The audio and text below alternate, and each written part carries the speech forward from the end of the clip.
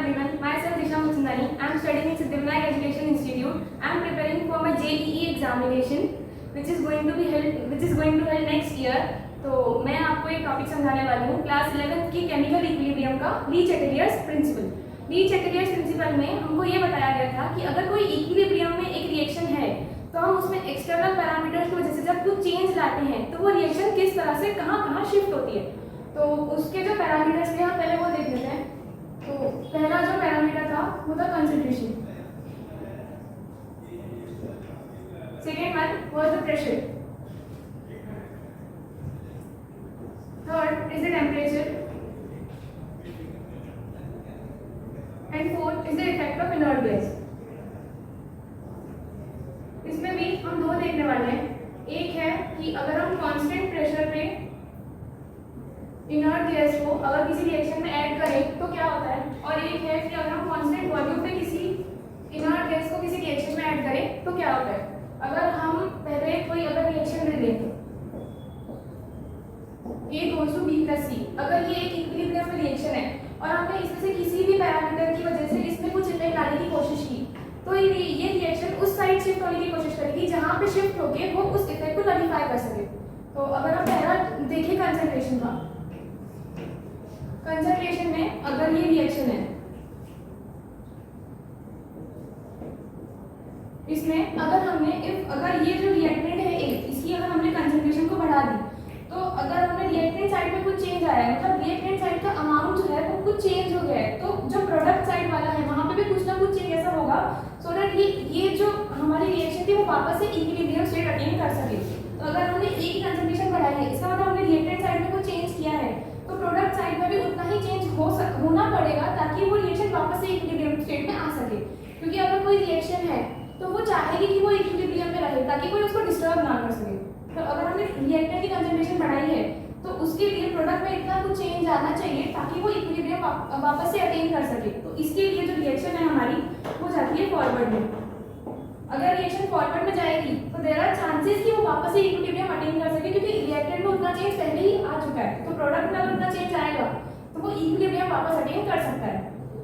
Next one is the effect of pressure. अगर हम pressure का देखें तो हमको पता है कि अगर जैसे अगर एक ये रिएक्शन है इसमें जो रिएक्शन है अगर उसका डिग्री ऑफ डिसोसिएशन बढ़ गया तो वो रिएक्शन जो है वो हमारी फॉरवर्ड में जाएगी। तो अगर हम प्रेशर देखें तो डिग्री ऑफ डिसोसिएशन जो है वो इनवर्सली प्रोपोर्शनल होती है चेंज इन प्रेशर के पावर में डेल्टा एन जी, जहाँ पे जो हमारा डेल्टा एन जी है वो नंबर ऑफ गैसियस प्रोडक्ट है, number of gaseous product minus number of gaseous reactant. इसमें हम सिर्फ गैसियस प्रोडक्ट के मोल्स का ही सब्ट्रैक्शन करते हैं और एडिशन करते हैं। तो अगर हम इन सबको अभी गैसियस फेज में ले लें तो अगर ये जो रिएक्शन है यहाँ पे अगर हम अपना डेल्टा एन जी निकालें तो यहाँ का एक मोल और यहाँ का एक मोल है विच इज 2 - 1 1, मतलब हमारा यहाँ पे जो डेल्टा एन जी आ रहा है वो पॉजिटिव आ रहा है। इसका मतलब जो हमारी डिग्री ऑफ डिसोसिएशन है वो इनवर्सली प्रोपोर्शनल आ रहा है प्रेशर के। तो अगर हमने यहाँ पे इस रिएक्शन में प्रेशर को इंक्रीज किया है तो ये प्रेशर को इंक्रीज करने पे डिग्री ऑफ डिसोसिएशन कम होगा, मतलब प्रेशर इंक्रीज हुआ तो जो डिग्री ऑफ डिसोसिएशन है वो हमारा कम हो रहा है। अगर डिग्री ऑफ डिसोसिएशन कम हो रहा है व्हिच मींस कि हमारा रिएक्शन है वो बैकवर्ड हो जाएगा। अगर हमारा रिएक्शन बैकवर्ड में जा रहा है तो उसके बाद यहाँ पे चांसेस रहेंगे कि वो वापस से इक्विलिब्रियम अटेन कर सके। नेक्स्ट इज अगर हम यहाँ पे प्रेशर को डिक्रीज करें, अगर हमने यहाँ प्रेशर को डिक्रीज किया तो हमारा डिग्री ऑफ डिसोसिएशन यहाँ से बोल सकते हैं कि वो बढ़ेगा। अगर डिग्री ऑफ डिसोसिएशन बढ़ रहा है तो हम ये बोल सकते हैं कि जो हमारा रिएक्शन है वो फॉरवर्ड में जाएगा। ये जो भी इतना जो है यही था प्रेशर से रिलेटेड जितना भी है, इससे सब कुछ हो जाता है। नेक्स्ट जो है वो हमारा टेम्परेचर का है। इसमें भी हम दो केसेस देखेंगे।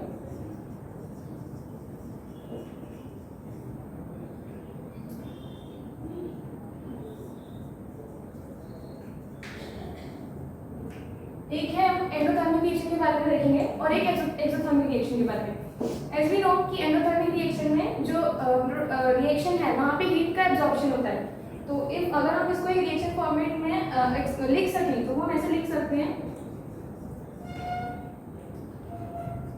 कि कोई रिएक्टेंट है A वो कुछ क्यू अमाउंट ऑफ हीट ले करके B प्रोडक्ट बना रहा है।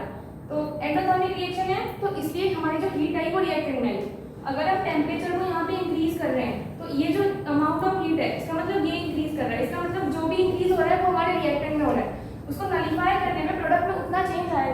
इसलिए जो हमारा रिएक्शन है वो हमारा जाएगा फॉरवर्ड में। सिमिलरली अगर हम एक्सोथर्मिक में देखें तो उसको भी हम ऐसे ही रिप्रेजेंट कर सकते हैं कि ए जो है वो कुछ बी में जाके कुछ new amount of heat release कर रहा है। अगर हमने टेम्परेचर को इंक्रीज किया तो amount of heat which is जो रिलीज होगी यहाँ पे ए जब ब्रेक होगा उसके बाद तो ये भी बढ़ जाएगी। इसका मतलब जो चेंज आ रहा है वो प्रोडक्ट साइड में आ रहा है, उसको नलिफाई करने के लिए रिएक्टेंट में भी उतना चेंज आना पड़ेगा, इससे जो हमारी रिएक्शन है वो बैकवर्ड में जाएगी। अब हम इनर्ट गैस के जो दो चीजें हैं, एक कांस्टेंट प्रेशर पे क्या होगा और एक कांस्टेंट वॉल्यूम पे क्या होगा वो देखेंगे। कांस्टेंट वॉल्यूम पे अगर हम किसी भी इनर्ट गैस को ऐड कर रहे हैं इसका मतलब हम वहाँ पे जो है वॉल्यूम का चेंज ला रहे हैं। तो कांस्टेंट वॉल्यूम पे अगर हम ऐड कर रहे हैं तो वहाँ पे रिएक्शन का इक्विलिब्रियम थोड़ा भी डिस्टर्ब नहीं होता है, वो जैसा है वैसा ही रहता है। तो कांस्टेंट वॉल्यूम पे कुछ भी इफेक्ट नहीं होता है इक्विलिब्रियम पे। और अगर हम कांस्टेंट प्रेशर पे इनर्ट गैस को ऐड कर रहे हैं इसका मतलब हम वहाँ पे वॉल्यूम चेंज कर रहे हैं।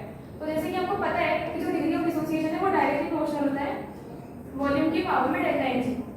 यहाँ पे भी ये गैसियस प्रोडक्ट्स पे डिपेंड करता है, गैसियस रिएक्टेंट के मोल्स पे भी डिपेंड करता है। तो अगर कोई रिएक्शन ले A which is going to B plus C, ये इक्विलिब्रियम की रिएक्शन है, तो यहाँ पे जो हमारा डेल्टा एन जी आ रहा है वो अगेन पॉजिटिव है। तो यहाँ पे जो हमारा डिग्री ऑफ डिसोसिएशन है वो डायरेक्टली प्रोपोर्शनल हो जाएगा वॉल्यूम के। अगर degree of dissociation directly proportional है वॉल्यूम के और हम इनर्ट गैस को ऐड कर रहे हैं इसका मतलब हम वॉल्यूम को इंक्रीज कर रहे हैं। अगर वॉल्यूम इंक्रीज हो रहा है इसका मतलब जो हमारा डिग्री ऑफ डिसोसिएशन है वो भी इंक्रीज हो रहा है, और अगर डिग्री ऑफ डिसोसिएशन इंक्रीज होता है तो रिएक्शन फॉरवर्ड में जाता है। सिमिलरली अगर हम कोई दूसरा रिएक्शन ले जहाँ पे A प्लस बी कुछ प्रोडक्ट C बना रहे हैं तो यहाँ पे जो हमारा डेल्टा एन जी आएगा वो निगेटिव आएगा। अगर डेल्टा एन जी निगेटिव आ रहा है तो हम यहाँ से बोल सकते हैं कि जो अपना हमारा डिग्री ऑफ डिसोसिएशन है वो इनवर्सली प्रोपोर्शनल हो जाएगा वॉल्यूम के चेंज से। तो अगर हमने यहाँ पे इनर्ट गैस का एडिशन किया है इसका मतलब हमारा वॉल्यूम बढ़ ही रहा है। अगर वॉल्यूम बढ़ रहा है इसका मतलब हमारा डिग्री ऑफ डिसोसिएशन कम हो रहा है। अगर डिग्री ऑफ डिसोसिएशन कम हो रहा है तो हमको पता है कि हमारी रिएक्शन बैकवर्ड में जाएगी। सिमिलरली प्रेशर वाले में भी ऐसा ही केस आता है कि हमारा A प्लस बी मिलके कुछ C प्रोडक्ट बना रहा है, ये सब गैसियस प्रोडक्ट्स हैं। यहाँ पे भी इफ यहाँ से हम देखें कि यहाँ पे जो हमारा डेल्टा एन जी है वो निगेटिव आ रहा है, डेल्टा एन जी अगर निगेटिव आ रहा है तो यहाँ पे हम बोल सकते हैं कि degree of dissociation directly proportional हो जाएगा चेंज इन प्रेशर के। चेंज इन प्रेशर के डायरेक्टली है, तो अगर हम प्रेशर बढ़ा रहे हैं उस रिएक्शन का तो प्रेशर बढ़ाने पे डिग्री ऑफ डिसोसिएशन भी बढ़ेगा। अगर डिग्री ऑफ डिसोसिएशन बढ़ेगा तो फिर से हमारी रिएक्शन जो है वो फॉरवर्ड में जाएगी सो दैट वो उस इफेक्ट को नलिफाई कर सके और वापस से इक्विलिब्रियम अटेन कर सके। और अगर हम प्रेशर को कम करें तो डिग्री ऑफ डिसोसिएशन भी कम होगी तो हमारी रिएक्शन बैकवर्ड में जाएगी। Okay, so guys, I hope you understand all this. Thank you so much.